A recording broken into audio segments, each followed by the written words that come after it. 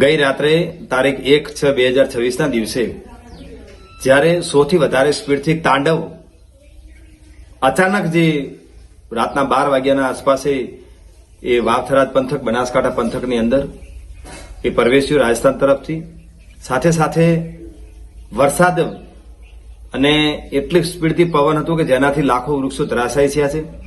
ખેડૂતોના જે પશુઓને બાંધવા માટેના જે શેડ હતા, ક્યાંક રહેણાંક ગરથાર હતી, જે ઘર હતા, એ તમામે તમામ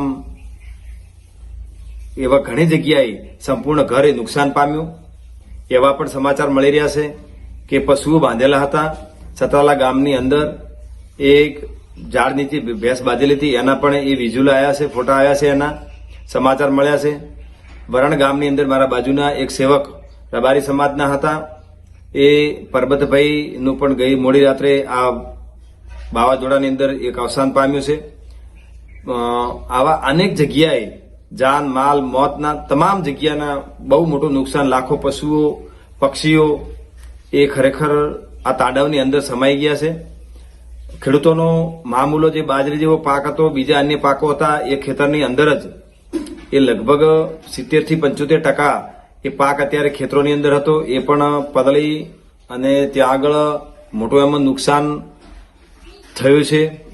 સાથે સાથે સાધનની અંદર ક્યાંક મૂકેલા હતા પતરાનો શેડ એ તૂટી પડવાથી, ક્યાંક જે ઘર હતું એ તૂટી પડવાથી એ ખેડૂતોને એ પણ ઓજારોની અંદર પણ એક મોટું નુકસાન થયું છે. આ તબક્કે તંત્ર દ્વારા ગ્રામસેવક સાથે વાત થઈ, તલાટી સાથે સવારે વાત થઈ.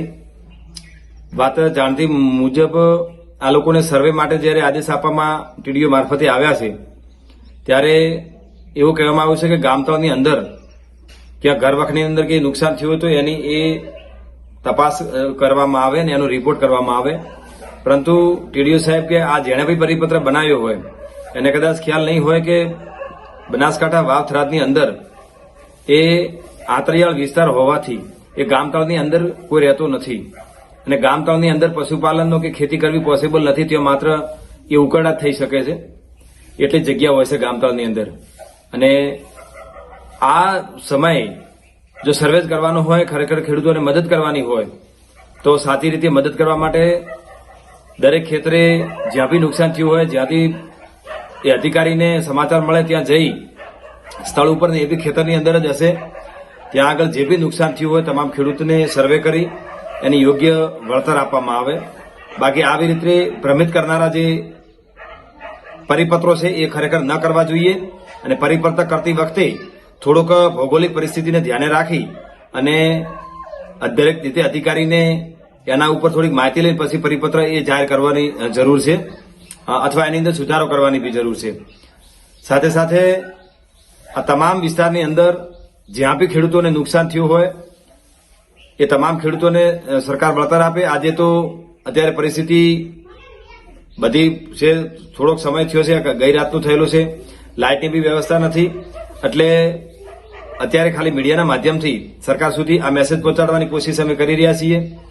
અને 1-2 દિવસની અંદર ખેડૂત સંગઠન દ્વારા એ મામલતદાર કચેરીએ અલગ અલગ જિલ્લાઓ તાલુકાઓની અંદર એ આવેદનપત્ર અપાશે અને જ્યાં બી નુકસાન થયું હોય આવા તાંડવની અંદર ત્યાં તમામ ખેડૂતોને એક મદદરૂપ થાય સરકાર, એના માટેના મારા પ્રયાસો રહેશે.